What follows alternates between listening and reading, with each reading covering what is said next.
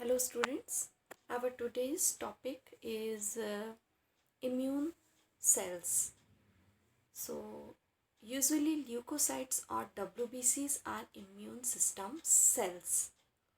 तो आप सब देखते होगे कि जब भी आप बीमार पड़ते हो और हॉस्पिटल जाते हो, डॉक्टर अगर आपका टेस्ट लिखते हैं कि आप ये टेस्ट करा लेना, अपना ब्लड टेस्ट, तो आपका अगर पैथोलॉजी टेस्ट जो होता है उसमें अगर WBC काउंट बहुत ज़्यादा रहता है तो डॉक्टर ये एनालाइज करते हैं कि आपको इन्फेक्शंस हैं।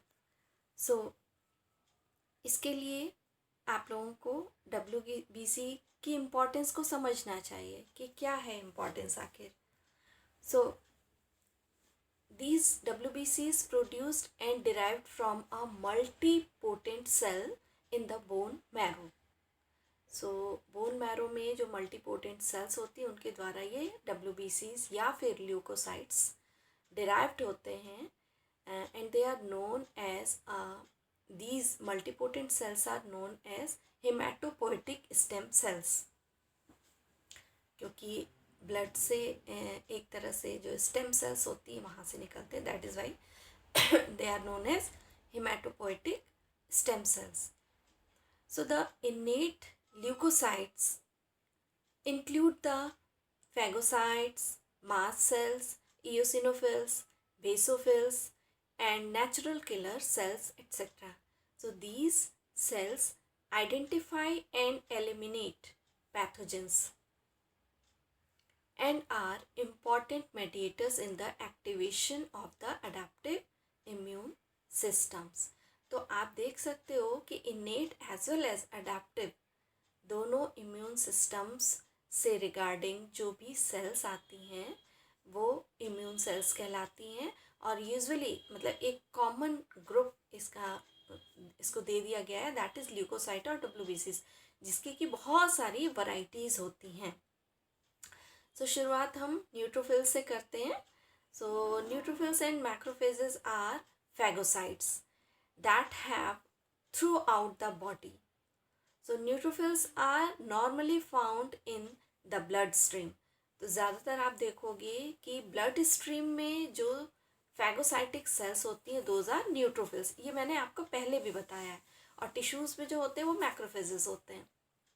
सो the most abundant type of phagocyte is neutrophil. So during the acute phase of inflammation, neutrophils migrate towards the site of inflammation.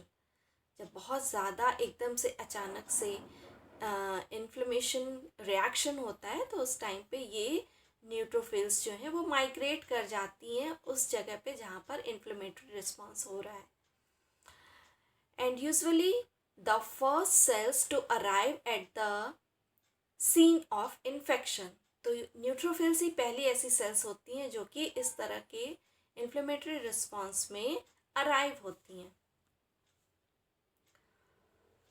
सो आप यहाँ देख रहे हो कि वाइट ब्लड सेल्स को ही हम इम्यून सेल्स कहते हैं। तो usually we said white blood cells can be found anywhere in the body and this includes those parts of it that come in contact with the outside world through food or air, that is the mouth, nose, lungs and the gut.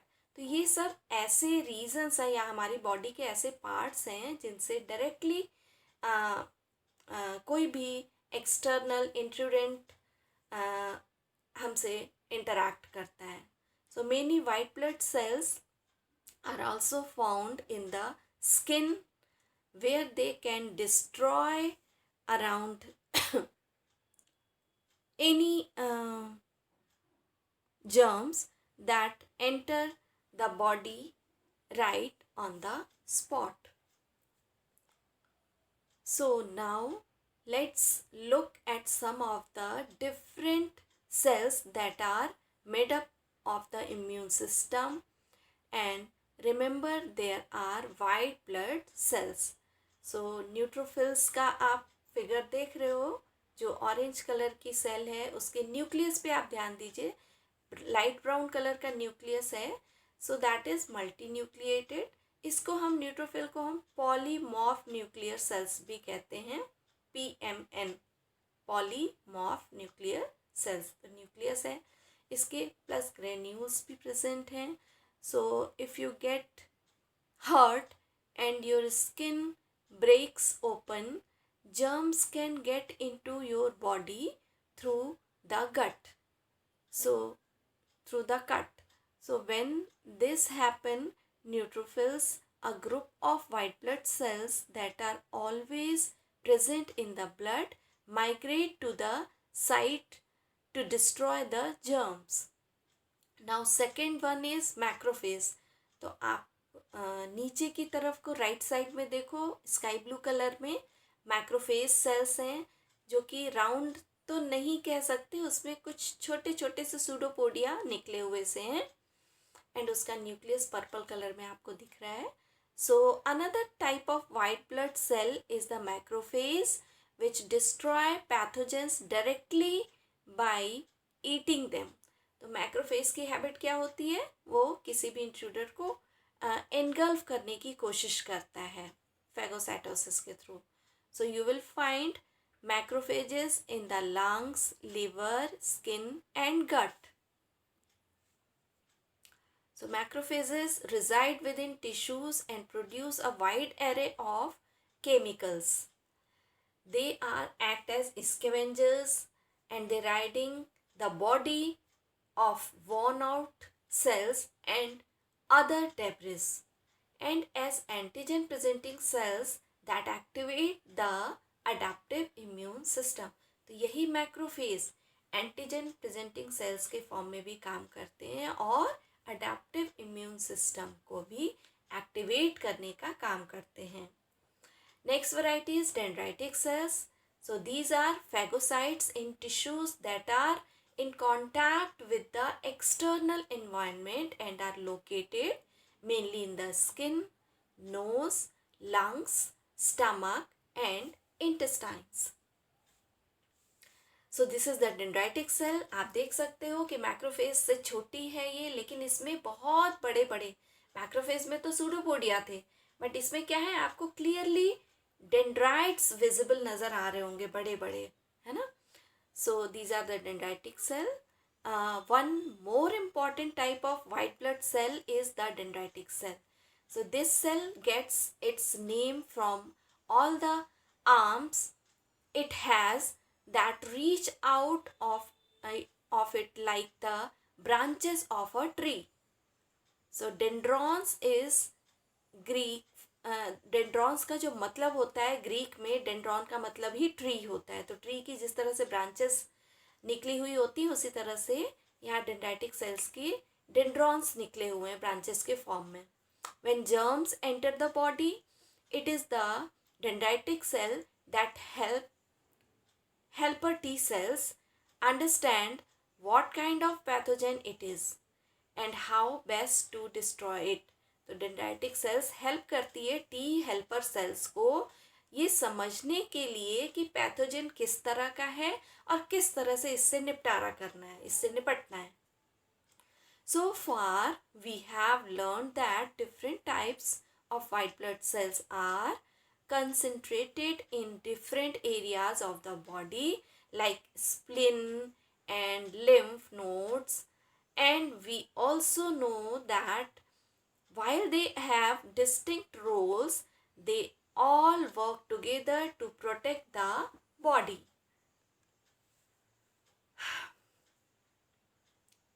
Now, mast cells. So, mast cells reside in connective tissues and mucous membranes and regulate the inflammatory response. So, they are most often associated with allergy and anaphylaxis. Next category is basophils and eosinophils. So these are related to neutrophils. They secrete chemical mediators that are involved in defending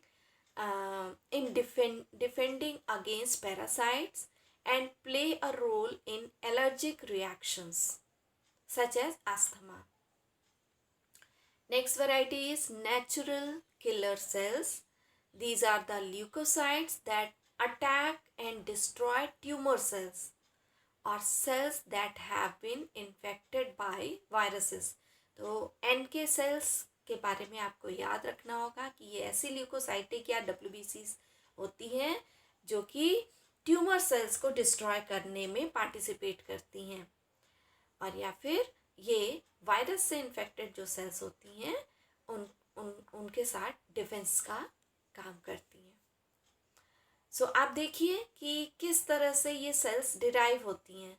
usually जितनी भी sales होती हैं वो bone marrow से derived होती हैं। हमने आपको हिमेटोपोइटिक सेल्स बताया था ना, हिमेटोपोइटिक स्टेम सेल्स कहाँ होती हैं, ये मल्टीपोटेंट सेल्स ये बोन मैरो में प्रेजेंट होती हैं।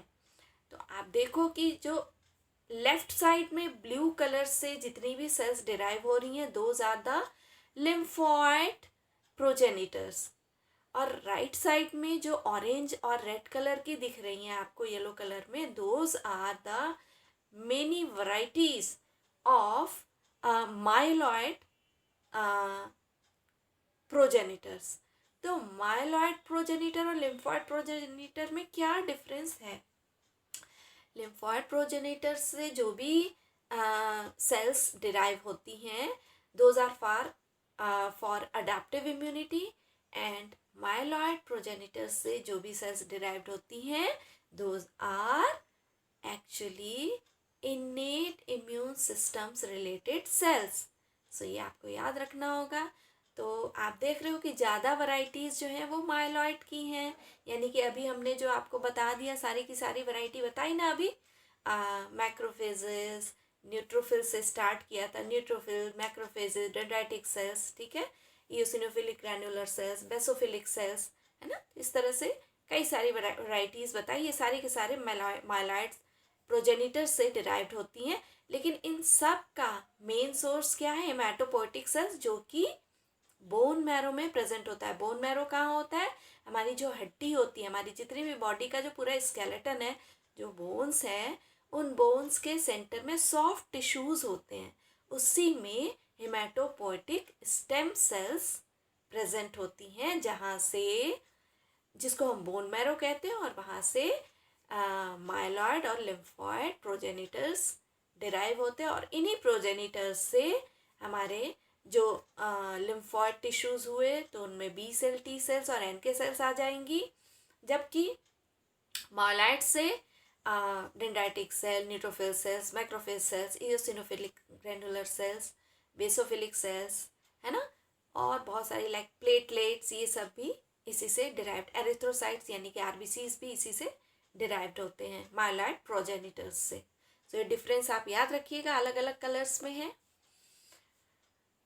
Okay, several lymphocyte sub population, कुछ लिम्फोसाइट्स के सब पॉपुलेशंस भी होते हैं दैट में behave as innate like lymphocytes. Okay, तो इनेट लाइक लिम्फोसाइट्स में B1 सेल हो गई। सो B1 सेल्स के अलावा epithelial alpha and gamma cells हो गई, एंड उसके अलावा next varieties natural killer T cells, NK T cells. So these are the subpopulations of the lymphocytes. So B1 cells make natural antibody and protect against infection with streptococcus, while the epithelial gamma beta subpopulation of the lymphocytes produce cytokines very rapidly, and NK T cells also produce cytokines so quickly.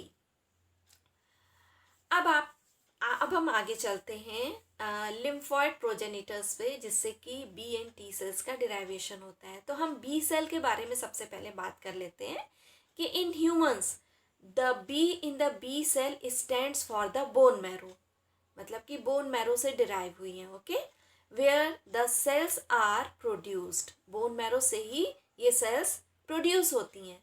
So it also stands for the bursa of Fabricius. तो human में तो B cells मतलब bone marrow से related हुआ, जबकि birds में यही B cell represent कर रहा है बर्सा ऑफ फैब्रिसियस। ये भी हम पहले आपको बता चुके हैं बर्सा ऑफ फैब्रिसियस के बारे में, कि ये बर्ड के क्लोएका में प्रेजेंट होता है, जहाँ पर कि ये डिराइव्ड होती हैं cells. So where the cells are made in birds. The T in T cells stands for the thymus. T मतलब थाइमस, THYMUS. सो अभी आगे हम आपको बताएंगे कि ये बोन मैरो और थाइमस ही प्राइमरी लिम्फॉइड ऑर्गन में आते हैं. ठीक है, तो बी फॉर बोन मैरो और bursa of Fabricius and T for thymus.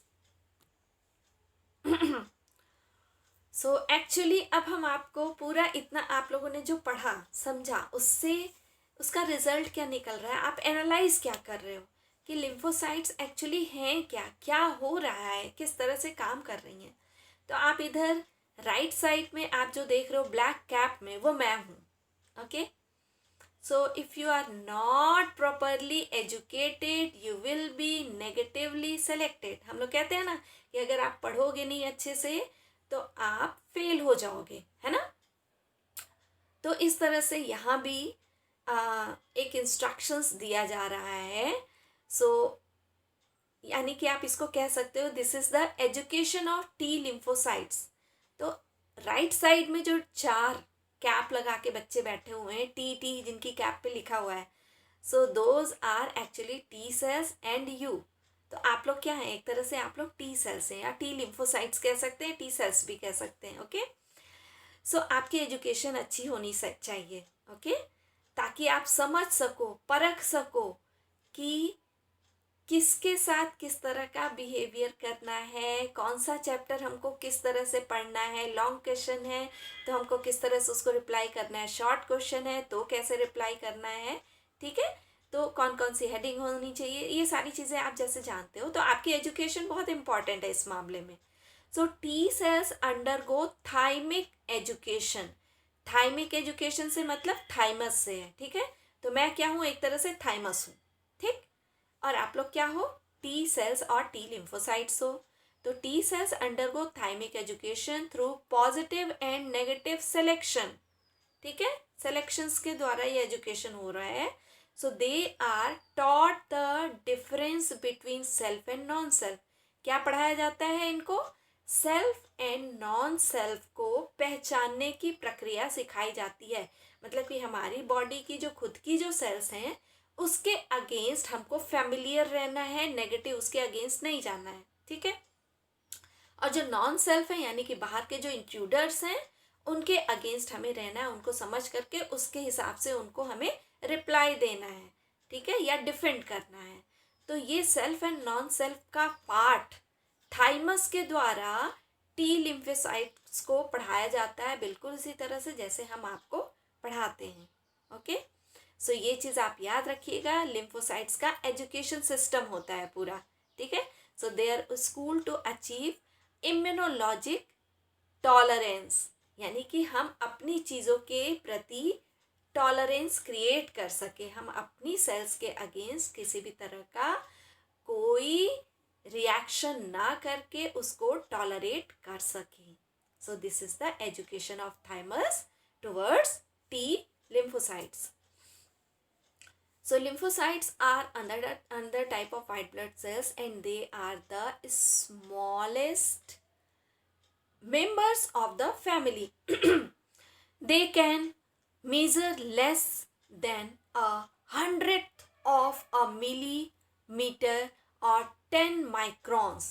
If you were to look at them under a microscope they would all look the same. बिल्कुल एक जैसे सबके सब दिखते हैं, लेकिन ऐसा है नहीं. जब आप माइक्रोस्कोप में देखोगे तो बिल्कुल एक जैसे दिखते हैं, है ना.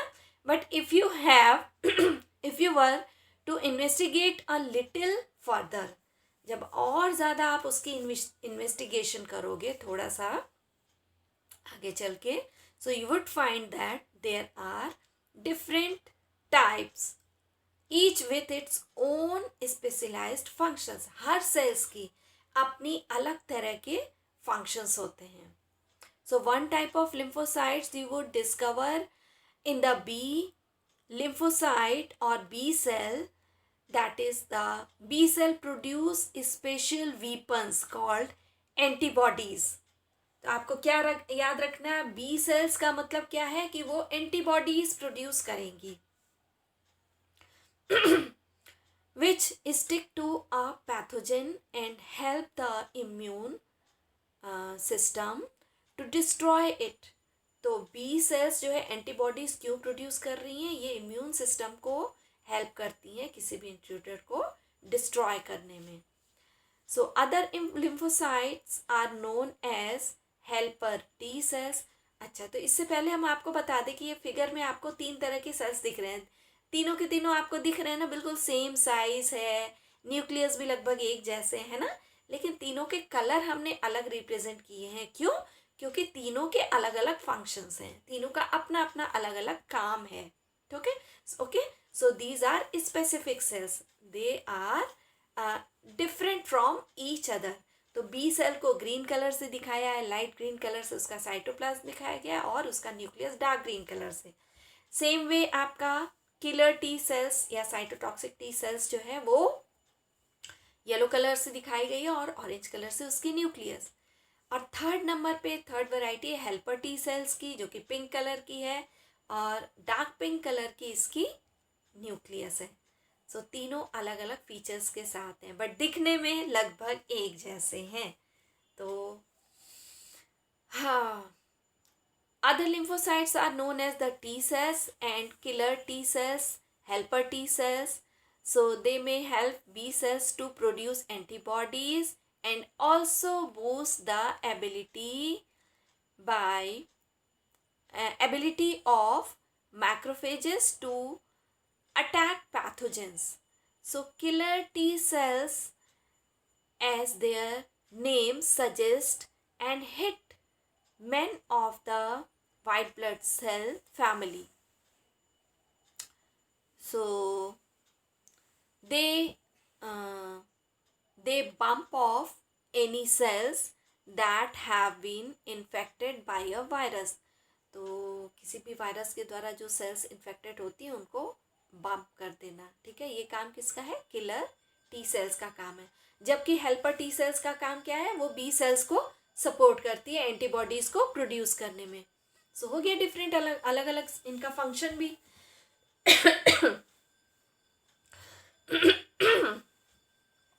सो both T and B cells have antigen receptors. अब आप ये ध्यान दीजिए, बिल्कुल ध्यान से देखिए और समझिए इस चीज को कि थोड़ा सा मैं एनलार्ज करके भी आपको दिखा देती हूँ. ये देखिए, बी सेल और टी सेल, बी सेल में किस तरह का रिसेप्टर है? वाई शेप्ड है. ठीक है, अब ये वाई शेप्ड का ऊपर वाला जो 2 आर्म है, उस दोनों आर्म में होल्स होते हैं आगे की तरफ को, उसकी टिप्स पे. ठीक है, जबकि टी सेल के रिसेप्टर कैसे हैं? बिल्कुल रॉड लाइक है. तो टी सेल के रिसेप्टर में एक सिंगल होल होगा उसके एंड पे. Okay, so both T and B cells have antigen receptors that recognize different pathogens. तो ये आगे का जो होल होता है उससे ये रिकॉग्नाइज करते हैं अलग अलग पैथोजेंस को. But their shapes and functions are a little different. B cell antigen receptors looks like the letter Y and have a hole at the end of each arm. यानी कि 2 आर्म है Y के, तो दोनों arm पे whole होते हैं इसके. जबकि T cells receptors however look like rods and have just one hole at the end. Earlier we told you that B cells get rid of pathogens by producing antibodies that smother them. So smother का मतलब क्या होता है? किसी cell को पूरी तरह से कवर कर लेना. स्मॉदरिंग मीन्स कवरिंग करना पूरी सेल्स की. ठीक है, सो ये ढेर सारे रिसेप्टर्स जो होते हैं और उन रिसेप्टर्स के मतलब रिसेप्टर्स प्रेजेंट होते हैं बी सेल्स में. तो एंटीबॉडीज जो फॉर्म होती है, आपको बता ही चुके हैं कि बी सेल्स का काम क्या है कि वो किसी पर्टिकुलर एंटीजन या पैथोजन जब एंटर करता है बॉडी में तो उसके अगेंस्ट जो है ये बी सेल्स जो है एंटीबॉडीज प्रोड्यूस करती हैं और स्मॉदर करती हैं. मतलब ये एंटीबॉडीज पूरी तरह से कवर कर लेते हैं सेल्स को, इन्फेक्टेड सेल्स को. सो white blood cells that provide either innate or specific or adaptive immunity, that is, अब हम समरी आपको बता रहे हैं ये, ठीक है, कि इसकी क्या समरी है. सो ल्यूकोसाइट्स की वैरायटीज जो हैं, पहली है माइलॉइड सेल्स से रिलीज होने वाले इम्यून सेल्स. तो first line of defence, myeloid cells is related to first line of defence और नॉन स्पेसिफिक इनेट इम्यूनिटी, ये मैं आपको बता चुकी हैं.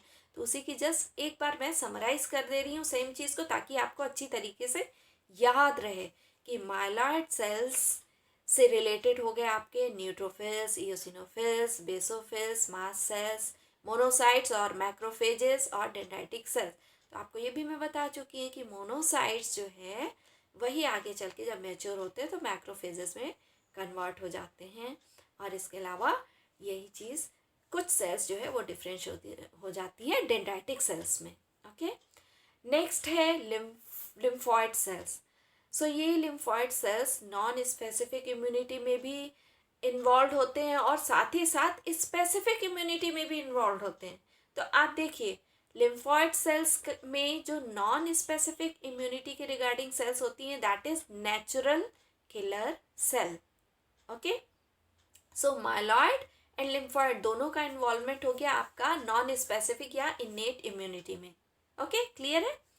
अभी लिम्फॉइड सेल्स में हम ह्यूमोरल एंड सेल मेडिएटेड या फिर स्पेसिफिक इम्यूनिटी में आते हैं. तो उसमें इन्वॉल्वमेंट किसका है? स्पेसिफिक इम्यूनिटी के रिगार्डिंग केवल दो सेल्स हैं, that is the B lymphocytes and T lymphocytes.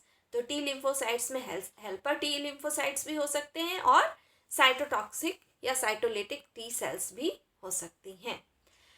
ये हो गया आपका पूरा सेल्स के बारे में, इम्यून सेल्स के रिगार्डिंग पूरी बात हो चुकी है. अब हम आगे चलते हैं लिम्फॉइड ऑर्गन्स पे कि कौन कौन से लिम्फॉइड ऑर्गन्स होते हैं. तो central versus peripheral lymphoid organs. अब हम आपको सिंपल तौर पे ये बताते हैं कि there are primary and secondary lymphoid organs.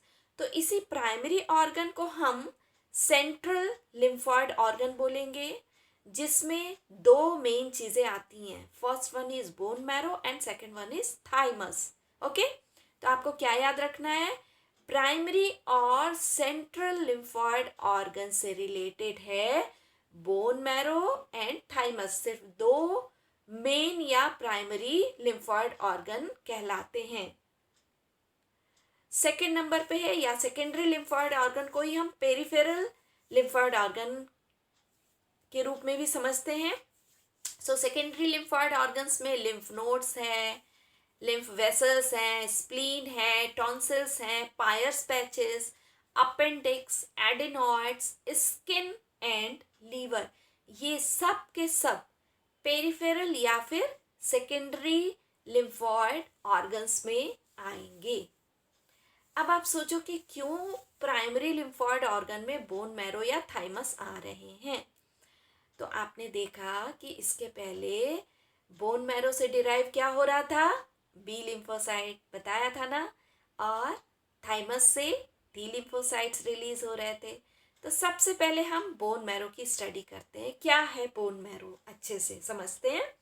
So bone marrow is a sponge like tissue found inside the bones. That is where most immune system cells are produced and then also multiply. Produce भी होंगे और multiply भी करेंगे. So these cells move to other organs and tissues through the blood. तो blood stream के द्वारा अलग अलग organs या tissues में ये migrate करते हैं. Okay? So at birth, जब हम जन्म लेते हैं तो many bones contain red bone marrow. ध्यान दीजिए, while birth many bones contain red bone marrow which actively creates immune system cells. तो बर्थ के टाइम पर red bone marrow actively immune system के रिगार्डिंग सेल्स को क्रिएट करता रहता है. So over the course of our life, more and more red bone marrows turns into fatty tissues. जैसे जैसे हम बड़े होते जाते हैं या हमारी एज होती चली जाती है, वैसे वैसे ये रेड बोन मैरो जो है ये फैटी एसिड्स में कन्वर्ट होते जाते हैं, यानी कि रेड बोन मैरो एक तरह से डिक्रीज होते चले जाते हैं. So in adulthood only a few of our bones still contain red bone marrow. केवल कुछ ही ऐसी बोन्स होती हैं जिनमें रेड बोन मैरो प्रेजेंट होता है. That is the ribs and breast bone and the pelvis. हमारा पेल्विस, ब्रेस्ट बोन और रिब्स, ये 3 ऐसे बोन्स हैं जिनमें कि still red bone marrow present होता है. और ये रेड बोन मैरो का काम क्या है? They actively creates the immune systems related cells. So these are the components of human immune system. तो आप राइट साइड में लेफ्ट साइड में आपको रेड सर्कल में बोन मैरो दिख रहा है. और ये बोन मैरो देखिए, बोन के अंदर फीमर है, फीमर बोन, लेग में जो बोन है लेग से related, that is known as femur. तो उसके सबसे बड़ी बोन है. तो इसके सेंटर में जो सॉफ्ट टिश्यू है that is known as bone marrow. दूसरा आप देखिए रेड सर्कल में थाइमस है राइट साइड में. रेड सर्कल पर आप ध्यान दीजिए, कंसंट्रेट करिए. That is thymus. थाइमस कहाँ प्रेजेंट होता है? हार्ट के ठीक ऊपर क्राउन की तरह से प्रेजेंट होता है. तो आप देखो हार्ट है, हार्ट के ठीक ऊपर थोड़ा सा डार्क कलर, जबकि इसमें डार्क कलर में दिख रहा है, बट एक्चुअली रियल में अगर आप डिसेक्शन करोगे रैट का, मतलब किसी मैमल का डिसेक्शन करते हो, तो आपको हार्ट डार्क कलर में दिखेगा, वाइल जो थाइमस ग्लैंड होगा उसके ऊपर क्राउन के जैसा वो लाइट कलर का होता है, क्रीम कलर का होता है. ठीक है. और ये बाइफर्केटेड यानी कि इन्वर्टेड वी शेप में होता है. ठीक है. सो ये 2 तो हो गए आपके primary lymphoid organ red circle में. इसके अलावा आपको जितने भी ग्रीन स्क्वायर्स दिख रहे हैं आप उस पर फोकस करो. All these green squares represent secondary और peripheral lymphoid organs. Okay.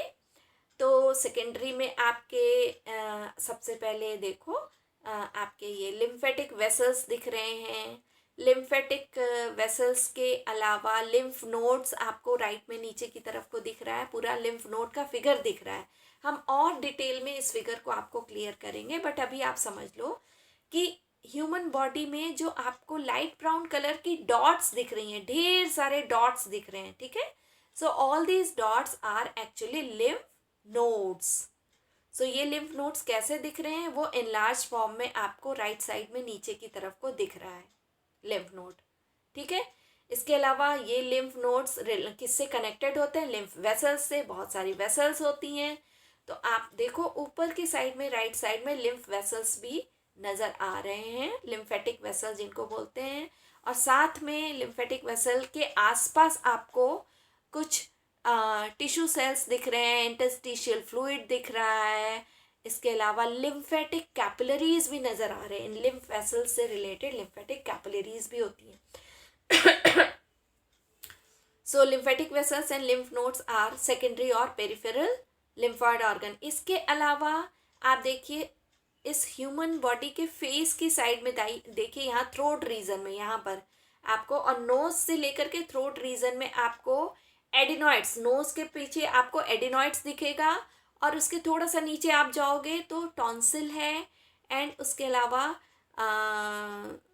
Lymph node तो दिख ही रहा है, बता ही दिया आपको, ढेर सारे डॉट्स. तो ये तीनों भी आ गए आपके सेकेंडरी और पेरिफेरल लिम्फॉइड ऑर्गन्स में. देन आप देखिए इसके अलावा पायर्स पैचेस, इंटेस्टाइनल रीजन में आप आ जाइए नीचे की तरफ को, आपको पायर्स पैचेस दिख रहा है जो कि स्मॉल इंटेस्टाइन में प्रेजेंट होता है. इसके अलावा अपेंडिक्स भी आपको आप लोगों ने शुरू में पढ़ा भी होगा वेस्टिजियल ऑर्गन के फॉर्म में, बट अब रिसर्च से ये पता चला है कि इन अपेंडिक्स में भी कुछ इम्यून प्रॉपर्टीज़ पाई गई है जो कि डिफेंड करने में हेल्प करती है. ठीक है. तो कई बार ऐसा होता है कि आप सुनते होंगे अपेंडिक्स हो गया है, सुनते हैं ना आप लोग. तो ये अपेंडिक्स क्यों होता है? अगर मान लीजिए आपकी बॉडी में कोई भी चीज़ ऐसी आपके इंटेस्टाइन, ये अपेंडिक्स एक्चुअली इंटेस्टाइन का जो सीकम वाला हिस्सा होता है वहाँ पर एक ब्लाइंड पाउच के फॉर्म में होता है, छोटा सा ऐसे निकला हुआ सा होता है। तो अगर वहाँ पर कोई चीज़ जाके फंस गई, मान लीजिए जैसे आप कुछ बीज वगैरह खाते हो ना, परवल के बीज या कुछ, या कोई भी थोड़ी सी, डिपेंड करता है, कुछ इन्फेक्शन भी हो सकता है, कुछ भी, बीज ही नहीं। तो अगर किसी भी तरह से वो पाउच, अगर उसका माउथ क्लोज हो गया, तो उस टाइम पे क्या होगा कि वहाँ पर धीरे धीरे इन्फेक्शन स्टार्ट हो जाता है। तो इन्फेक्शन से फाइट करने के अगेंस्ट ये अपेंडिक्स जो है, इसमें खूब सारे लिम्फोसाइट्स जो है इकट्ठे हो जाते हैं, तो उसका साइज इनलार्ज कर जाता है अपेंडिक्स का। ठीक है, तो फाइट करते करते अगर फाइट करके वो हट गया तो ठीक है, दैट इज़ वेरी गुड। कभी कभी आपको पेट में दर्द, बहुत पेट में दर्द आप बोलते हो ना कि दर्द हो रहा है, दर्द हो रहा है, दर्द हो रहा है ना, तो एक्चुअली क्या होता है कि आपकी लेफ्ट साइड में पेन होने का मतलब ये कई बार अपेंडिक्स का पेन होता है। मतलब आपका अपेंडिक्स आपकी इम्यूनिटी में अपने आप को इन्वॉल्व किए हुआ है, फाइट कर रहा है। तो अगर ठीक हो जाते हो तो ठीक है, पेन नहीं होता है। लेकिन अगर वो फाइटिंग की प्रोसेस चल रही है और पस इकट्ठा हो गया, उसमें बहुत ज़्यादा लिम्फोसाइट्स इकट्ठे हो गए हैं, देन उसके बाद क्या होता है कि उसको, मतलब वो बर्स्ट कर जाएगा, अगर अंदर ही अंदर रहेगा तो वो बर्स्ट कर जाएगा और आपके लिए हार्मफुल होगा। ओके, तो उस कंडीशन में डॉक्टर क्या करते हैं, अपेंडिक्स को रिमूव कर देते हैं, हटा देते हैं कि ये इन्फेक्टेड एरिया हो गया। और वैसे भी आप इस इन्फेक्शन को बढ़ने से रोकने के लिए ऑपरेट कर देना पड़ता है, सर्जरी के थ्रू इस रीज़न को हटा दिया जाता है। और नहीं तो अगर फाइट करते हैं तो ठीक हो जाता है, आपको फिर पेन वापस नहीं होता है, थोड़ा बहुत पेन हो के वापस सही हो जाता है। सो एक तरह का ये पेन होना भी क्या है, ये एक तरह का सिम्टम है कि हमारी बॉडी जो है, हमारा इम्यून सिस्टम जो है वो किसी न किसी इन्फेक्शन के थ्रू या किसी न किसी पैथोजन के अगेंस्ट फाइट कर रहा है। ठीक है, या इन्फ्लेमेटरी रिस्पॉन्स भी आपको बताया, फीवर भी बताया था कि ये सब क्या है, ये एक तरह का सिग्नल है कि आपकी बॉडी डिफेंड कर रही है आपको। सो नेक्स्ट है थाइमस। तो अभी बोन मैरो के बारे में बता दिया, नेक्स्ट थाइमस से हम आपको नेक्स्ट लेक्चर में स्टार्ट करेंगे। Thank you so much.